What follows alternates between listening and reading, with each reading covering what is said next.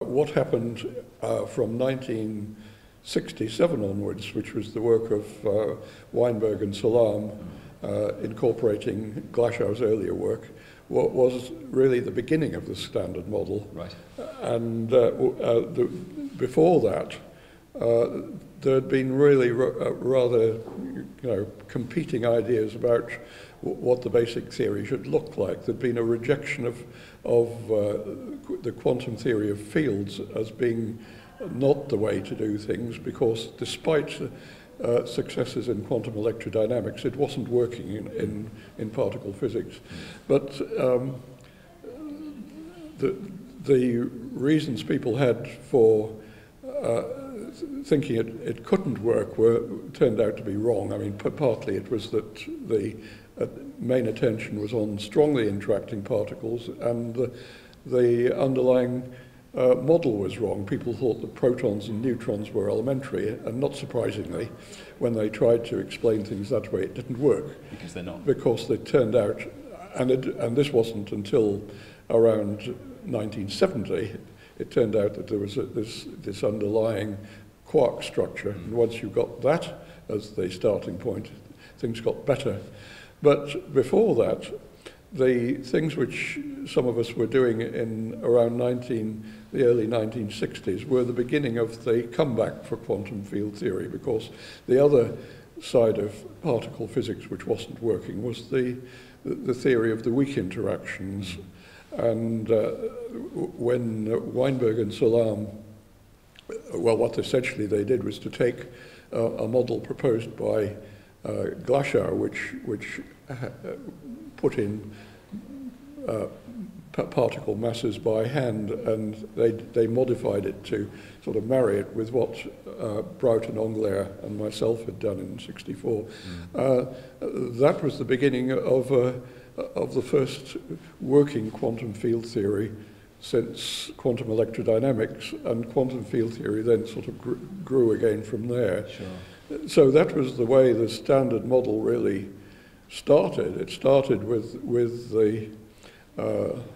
the discovery by Weinberg and others, and then verified in technical detail by the two Dutch Nobel Prize winners, Gerhard Hooft and Tini Veltman. The discovery that this was a viable kind of theory, and then that was phase one of the Standard Model, which sort of spread into the theory of quarks later. And now this boson is crucial to that theory. Well, let me put it this way. I didn't discover this thing. I just pointed out in a paper that if you formulated a theory in this way, that it was there. I mean, some people, particularly in condensed matter physics, would say, well, what's new? We know about this kind of thing in superconductors, a similar phenomenon, but it was news in the particle physics community. So this has become a sort of central feature of the latest experimental searches, when all the other things in the theory seem to be verified in better and better detail by previous machines. This is what's left to discover. In your own mind, have you ever wondered about it not being there, and about the possibility of it? Well, I find it hard to imagine how the theory could work without it, because, well, one way of saying this is that somewhat later than the work which I was involved in, about 1971 or 72, Chris Llewellyn-Smith, who was later a director of general of CERN, approached this theory from the opposite direction. He asked the question, what have the ingredients of the theory got to be if we want to control the high energy behavior of scattering of these various particles that we already know in such a way that it will be a viable theory. And one of the ingredients that he found was necessary was what's called the Higgs boson.